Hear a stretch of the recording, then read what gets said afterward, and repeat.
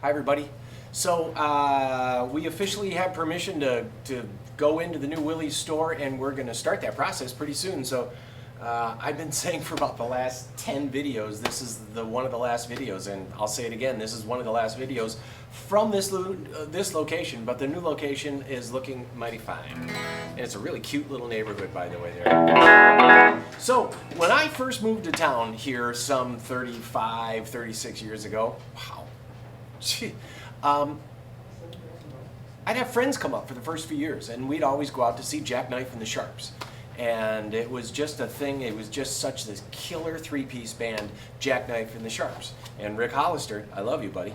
And so when the opportunity came by to buy Rick's ES-5, I did, and this is one of those guitars I'll never sell. I played this guitar professionally for years, wrote it hard and put it away wet, and I'll show you, this was the Explodotones t-shirt design. Here, I should probably put something behind there, excuse me. This is the Explodotones t-shirt design, and you can see, you know, we did the kind of the My Three Sons thing without the heads, plus it made hiring new members much easier.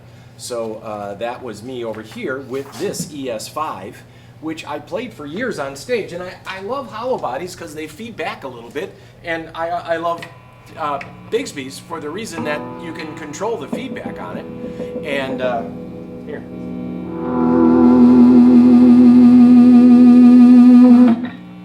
Isn't that annoying? Yeah, works on stage though. So this guitar kind of put away wet. I've noticed the knobs are really gritty and grindy. It has small frets. It's could use a neck set, and I don't care. I still played it. It's funny to me these days, people get into so much little tiny detail because, of course, on the internet, you're given all this information and you start blasted worrying about stuff, but man, I love the necks on 53 guitars. There's this perfect roundness that is Gibson's. Well, Fenders too. There's this perfect roundness to them that is just great. So in Gibson lore, the ES-5, sorry about that, the Gibson ES-5, again, this is put away wet, this is mine, I'll never sell it. The ES-5 was Gibson's top-of-the-line electric. This is the most expensive. This is twice as much as a Les Paul of the day. And it's amazing to me how cheap they are now. When you look at the construction of them, it's always high-grade wood. They made their own laminate, and yes, I put a lot of that wear and tear on it. It's always flamey maple necks, flame somewhere in the guitar of these ES-5s. They really went to great care. Bound F-holes, multiple bound body, deluxe trim neck, and you had to save up to get an ES-5. So this brings me to this. This guitar came into us, and this was bought by a fella that bought it from the original owner. This comes with her record. And you look at our website and you can see one side is country western, the other side is gospel. And she played a lot of it on this guitar. Oddly, this amp was part of the deal. This amp has been subject to a mouse attack, and we have to send it through the shop. But this is a 53 Gibson Les Paul amplifier, and Les Paul didn't put his name on anything. And by 53, Les Paul had probably a dozen #1 hits. He was the guitar hero for anybody that grew up after Les Paul. Eddie Van Halen cites him. Brian Setzer cites him as an influence.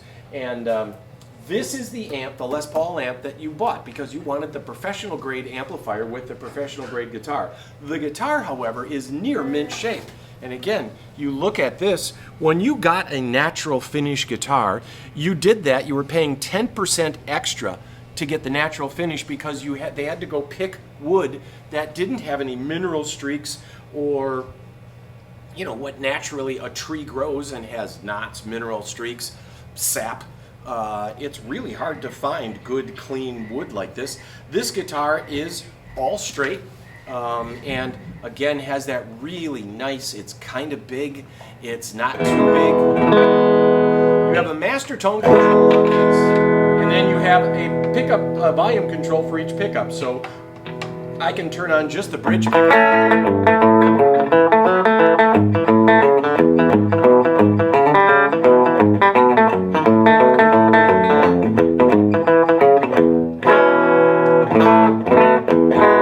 I'm always reaching for the Bigsby. But you probably don't need one.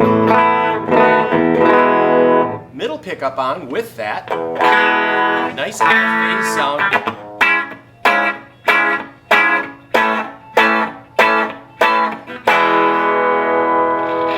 And then bringing up the neck pickup. Bringing down all but the neck pickup.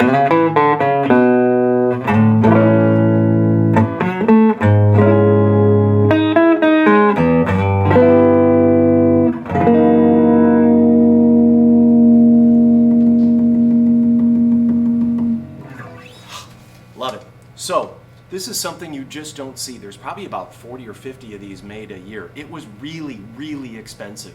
You could buy a used late model car for what these go for. And same as today too. High-end Gibsons, high-end guitars are expensive, but they tend to hold their value. This is $12,500, which is crazy cheap. That's what you'd pay for a refinished pre-CBS Strat with some issues.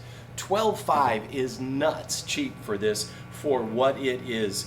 And it's a great piece of American history, and it's gorgeously beautiful. It's a one-owner guitar. It's all straight, and I just wanted to show that to you and compare it to mine, which has been in the closet for the past 3 years and suffering from abuse on my part. I'm sorry.